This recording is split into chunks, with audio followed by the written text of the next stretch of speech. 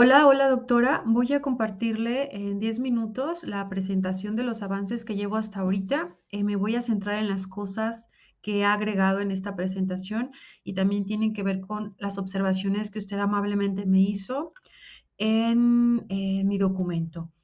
Ok, bueno, entonces son los 3 puntos que voy a compartir rápidamente. ¿Cuál es el problema público? ¿Qué se sabe? Y el origen del problema.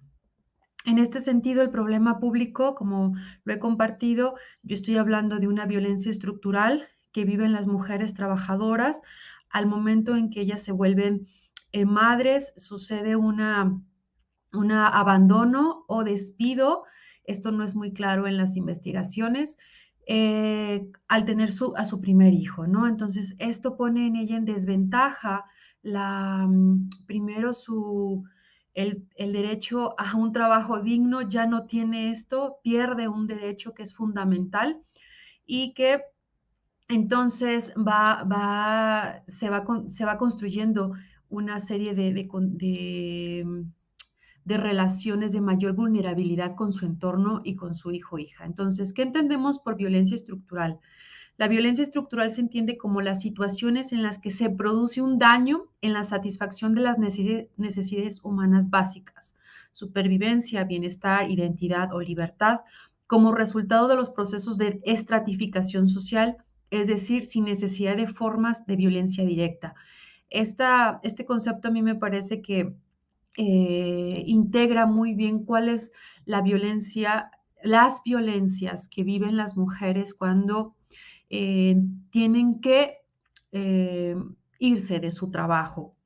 No es una violencia en donde tú puedes ver claramente al violentador que esté violentando a la mujer, sino que está tan, eh, voy a decirlo así, tan oculto esta violencia y voy a decir también tan normalizado que no se está visibilizando que se está generando una violencia, voy a decirlo yo así, sistémica. ¿Qué significa? Uno de los derechos fundamentales en los que se violenta a la mujer es a un trabajo digno, decente. ¿Qué quiere decir un trabajo digno? Es que tiene un ingreso justo, que tiene protección social y que además también hay un diálogo social, esto es empresa, trabajador, pero también gobierno. Pareciera que esto no está existiendo en este tema que yo estoy planteando como una de las tantas violencias que se ejerce sobre las madres trabajadoras.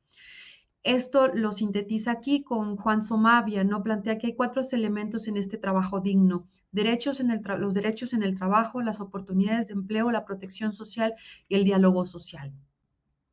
Por lo tanto, yo planteo que marco socioeconómico, bueno, sigo problematizando que el marco socioeconómico que estructura el empleo actual coloca a las mujeres en una gran desventaja y para mí es violenta uno de los principios, uno de los derechos fundamentales de la mujer, que es el trabajo digno, por poner uno de otros que toca también este tema, perdón. Entonces, aquí yo reformulo, doctora, las preguntas y no por ello quiero decir que con esta me voy a quedar. Yo me encuentro como yendo y viniendo a este proceso porque también debo decir que si bien hay estudios sobre la mujer, hay una generalización y yo creo que la mujer, la madre trabajadora es otro estrato, es otra condición, es otra población que, por ejemplo, el INEGI no es muy clara esta diferenciación, ni cuando trato de encontrar qué sucede específicamente con las madres trabajadoras, encuentro más documentos con las mujeres en general. Por tanto, el fenómeno social de abandono, despido de las mujeres que se convierten en madres, ¿cómo impacta en la equidad laboral dentro del estado de Guanajuato? Que también es una recomendación que usted me hizo, o sea, en Guanajuato, ¿qué está pasando y cómo yo traduzco este problema a Guanajuato?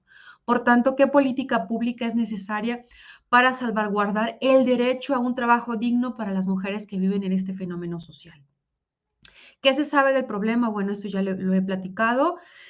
Hay investigaciones que se abordan sobre la primera llegada del hijo, lo voy a ver aquí en esta siguiente, los efectos de la maternidad. Se va hasta se abre la brecha con relación al trabajo, a las oportunidades que tiene una mujer con relación al hombre.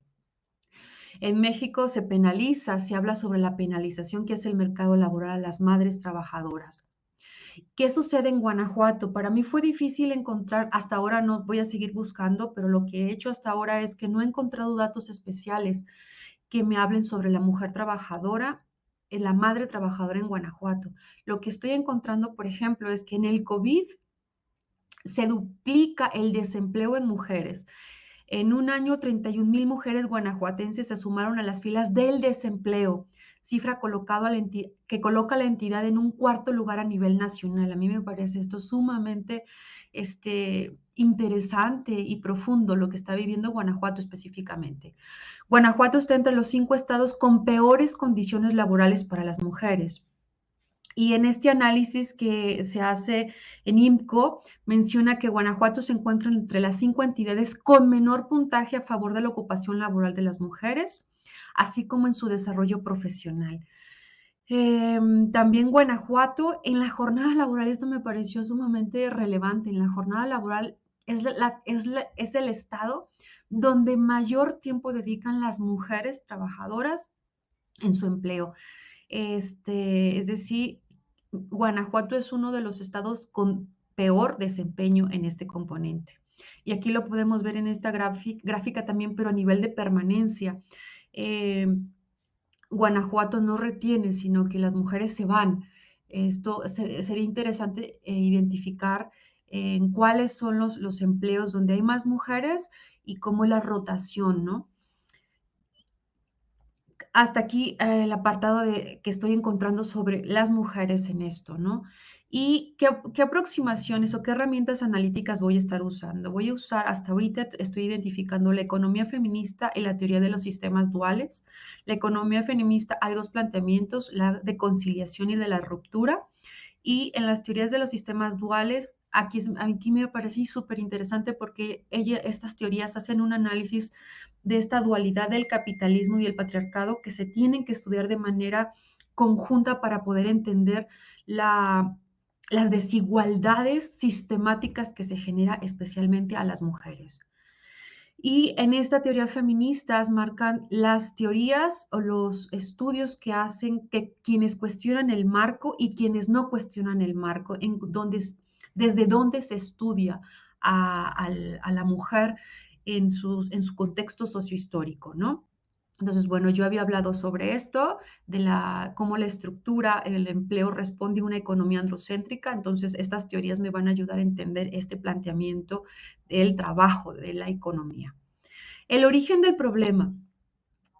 Aquí yo hago como una pequeña tabla, doctora, en donde voy planteando cómo va evolucionando la sociedad. Bueno, está la sociedad antigua, la preindustrial, la industrial y la sociedad del conocimiento.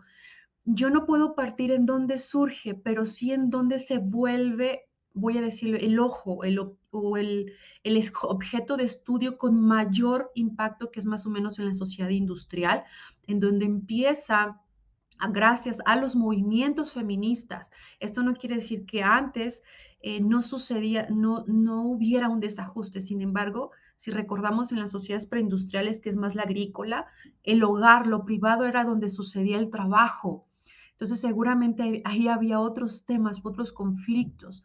El punto donde yo alcanzo a intuir que surge es cuando se separa y tiene que salir la industria, se tiene que ir a trabajar, ¿no? En que esto empieza a surgir en la sociedad industrial y ahí es donde empiezan a emerger los problemas sociales y específicamente se, la mujer empieza no es que ahí empieza a reflexionar, sino que los movimientos problematizan las situaciones que vivían las mujeres, que yo creo que vivían en el interior, pero se destapa en la época social e industrial, donde se vuelve más masivo esta reflexión sobre la posición que ocupa la mujer en el sistema familiar también y por tanto en el sistema productivo.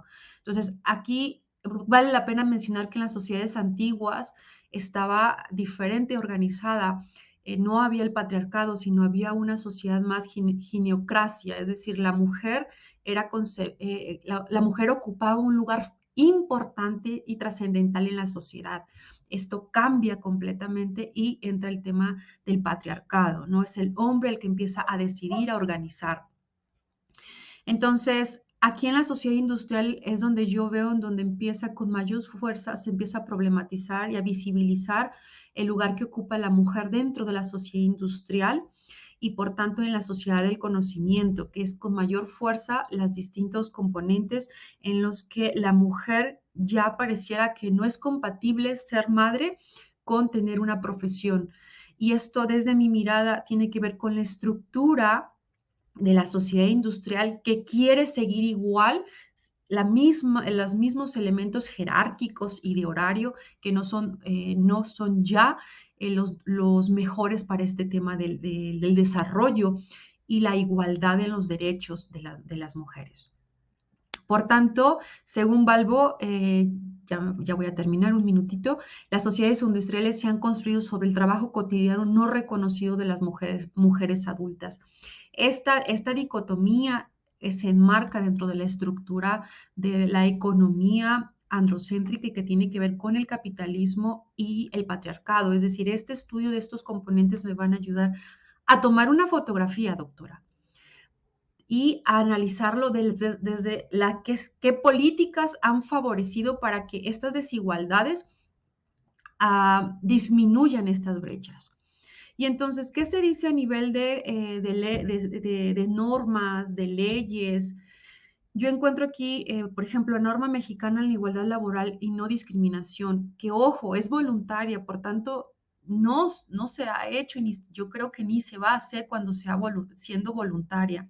Está, por supuesto, aquí encontré la ley para la igualdad entre mujeres y hombres en el estado de Guanajuato, sin duda la constitución política que habla sobre la dignidad de trabajo, el derecho al trabajo, que no se estaría cumpliendo o se estaría rompiendo al momento en que las mujeres madres abandonan.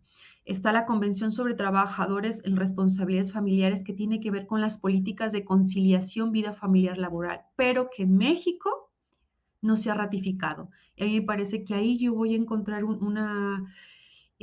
a decirle así, como un ancla que me permita analizar este periodo histórico, esta fotografía sociohistórica con relación a los cambios que se requieren estructurales y a las políticas que abonan, pero qué sucede que todavía no se están implementando en México o hasta dónde.